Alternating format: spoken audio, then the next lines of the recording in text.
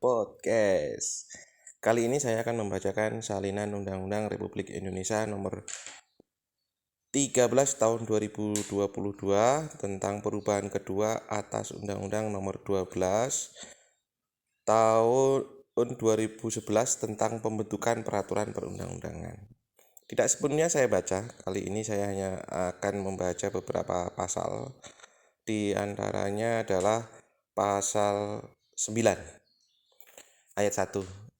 Dalam hal suatu undang-undang diduga bertentangan dengan Undang-Undang Dasar Negara Republik Indonesia tahun 1945, pengujiannya dilakukan oleh Mahkamah Konstitusi. Ayat 2. Dalam hal suatu peraturan perundang-undangan di bawah undang-undang diduga bertentangan dengan undang-undang, pengujiannya dilakukan oleh Mahkamah Agung. Kemudian yang ayat 3, penanganan pengujian terhadap undang-undang di Mahkamah Konstitusi sebagaimana dimaksud ayat 1 di lingkungan DPR dikoordinasikan oleh alat kelengkapan DPR yang membahas rancangan undang-undang dengan melibatkan komisi yang membidangi hukum dan perundang-undangan. Ayat 4. Dalam hal alat kelengkapan DPR sebagaimana dimaksud ayat 3 sudah tidak ada pada saat undang-undang diuji di Mahkamah Konstitusi. Sebagaimana dimaksud ayat 1, komisi yang membidangi hukum dan perundang-undangan menjadi kuasa DPR.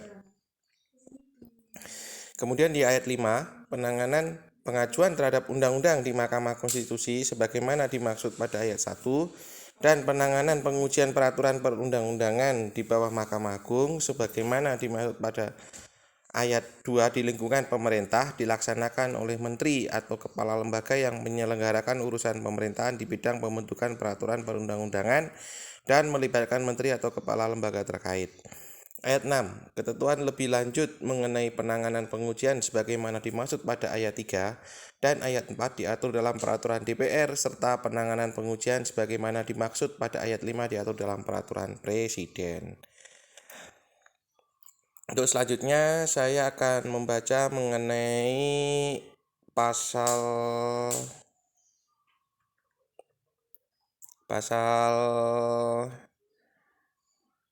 penandatanganan ya, yaitu di pasal 96.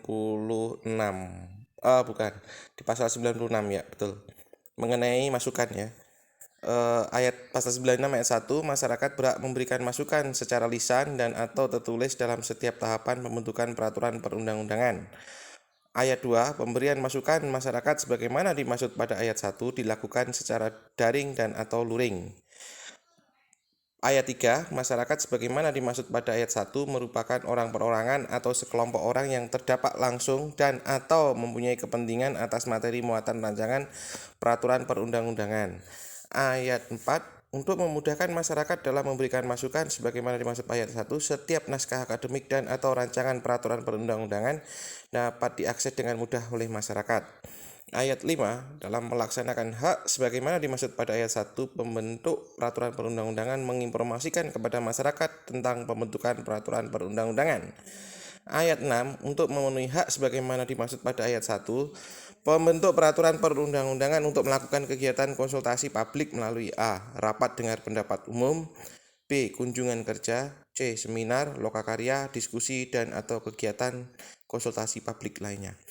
Ayat 7, hasil kegiatan konsultasi publik sebagaimana dimaksud pada ayat 6 menjadi bahan pertimbangan dalam perencanaan, penyusunan, dan pembahasan rancangan peraturan perundang-undangan. Ayat 8, pembentuk peraturan perundang-undangan dapat menjelaskan kepada masyarakat mengenai hasil pembahasan masukan masyarakat sebagaimana dimaksud pada ayat 1. Kemudian ayat 9, ketentuan lebih lanjut mengenai partisipasi masyarakat sebagaimana dimaksud pada ayat 1 sampai dengan ayat 8 diatur dalam peraturan DPR, peraturan DPD, dan peraturan Presiden. Kemudian pada pasal 97B ayat 1, pembentukan peraturan perundang-undangan dapat dilakukan secara elektronik. Ayat 2, pembubuhan tanda tangan dalam setiap tahapan pembentukan peraturan perundang-undangan mulai dari perencanaan sampai dengan pengundangan dapat menggunakan tanda tangan elektronik. Ayat 3, Tanda tangan elektronik sebagaimana dimaksud pada ayat 2 harus tersertifikasi sesuai dengan ketentuan peraturan perundang-undangan. Ayat 4. Peraturan perundang-undangan yang dibentuk secara elektronik sebagaimana dimaksud pada ayat 1 berkekuatan hukum sama dengan peraturan perundang-undangan yang dibentuk dalam bentuk cetak. Ayat 5. Peraturan perundang-undangan yang ditandatangani dengan tanda tangan elektronik sebagaimana dimaksud pada ayat 2 berkekuatan hukum sama dengan peraturan perundang-undangan yang ditandatangani secara non-elektronik.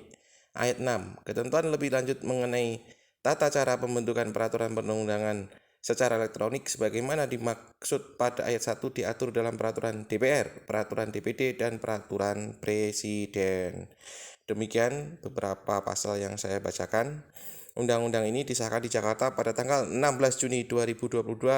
Presiden Republik Indonesia tertanda Joko Widodo diundangkan di Jakarta pada tanggal 16 Juni 2022. Menteri Hukum dan HAM Hak Asasi Manusia Republik Indonesia tertanda Yasona A. Lauli. Yang dimuat dalam Lembaran Negara Republik Indonesia tahun 2022 nomor 143. Ditandatangani oleh Lydia Silvana Jaman. Terima kasih.